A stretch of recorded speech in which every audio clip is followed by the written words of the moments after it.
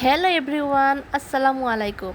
আশা করি সবাই ভালো আছেন। আজকে আমি আপনাদেরকে ইউনিক স্টাইলে লাউয়ের চপ তৈরি করে দেখাবো।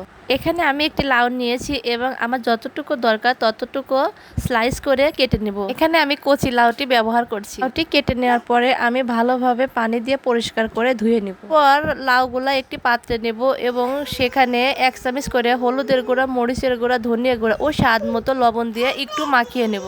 এরপর অন্য একটি পাত্রে 1 কাপ পরিমাণ বেসন নেব। এরপর সামান্য পরিমাণে হলুদের গুঁড়া, মরিচের গুঁড়া ও স্বাদ মতো লবণ দিয়ে অল্প অল্প করে পানি দিয়ে একটি ঘন ব্যাটার তৈরি করে নেব। এরপর চুলার মধ্যে একটি ফ্রাই প্যান বসিয়ে এর মধ্যে পরিমাণ মতো তেল দিয়ে তেলটি গরম হয়ে গেলে এগুলা বেসনের মধ্যে ডুবিয়ে হালকা ব্রাউন কালার করে ভেজে তুলে নেব। এই খাবারটি কিন্তু যে কোনো ভাবেই খাওয়া যায়, ভাতের সঙ্গেও খাওয়া যায়, আবার এমনিতেও খাওয়া যায়। ভিডিওটি ভালো লাগলে অবশ্যই লাইক, কমেন্ট, শেয়ার করবেন। আজকের জন্য এতটুকু। সবাই ভালো থাকবেন, সুস্থ থাকবেন। আল্লাহ হাফেজ।